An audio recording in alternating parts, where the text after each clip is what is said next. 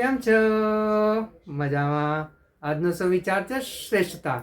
આ સુવિચાર ઓવાસિસ મુવમેન્ટ નામનું એનજીઓ કે જે એનજીઓ ચારિત્ર ઘડતરના શિક્ષણ ઉપર કામ કરે છે તેવા એનજીઓના one of the founding member અને વન ઓફ ધ ટ્રસ્ટી એવા શ્રી સંજીવ શાહ સાહેબે કવચ રીતે લખ્યો છે.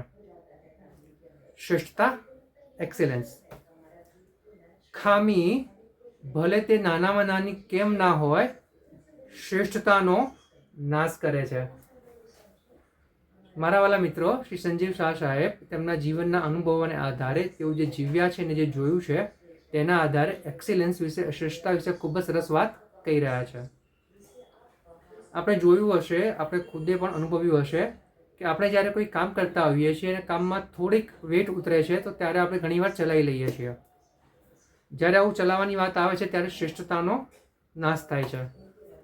માટે જો આપણે આપણા જીવનમાં કંઈક સારું કરવું હશે, સામાન્યથી અસામાન્ય કરવું હશે, ઓર્ડિનરીથી એક્સ્ટ્રા ઓર્ડિનરી કરવું હશે, તો એક્સિલન્સનો ગુણ, શ્રેષ્ઠતાનો ગુણ આપણા જીવનમાં ઉતારવો પડશે.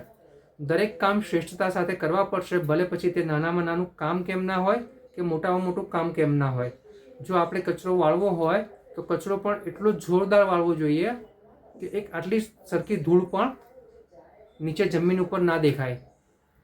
અને કંઈ મોટું કામ આપણને સોંપ્યું હોય તો એ મોટું કામ પણ એટલું જ જોરદાર કરવાનું હોય કે આપણા કામમાં કોઈ ખોટ ના દેખાય.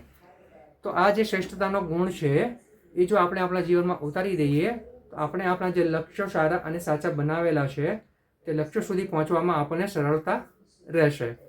આ એક્સિલન્સ, આ શ્રેષ્ઠતા આપણું જીવન સુધારી શકે છે. આપણને એક સામાન્ય માણસથી અસામાન્ય માણસ અને આપણી જીવનને સાધારણ જીવનથી અસાધારણ જીવન એટલે કે ઓર્ડિનરીથી એક્સ્ટ્રા ઓર્ડિનરી બનાવી શકે છે. અને આપણે આ દુનિયાના જે 5% લોકો છે, જે દુનિયામાં ચલાવે છે, જે દુનિયાના સારા લોકો છે તેમાં આપણે આવી શકીએ છીએ. આપણે દરેકે ત્યાં પહોંચવાનો પ્રયાસ કરવો જોઈએ. ને આ ફક્ત ને ફક્ત આપણે એક્સિલન્સ દ્વારા, શ્રેષ્ઠતા દ્વારા જ કરી શકીએ છીએ. Thank you.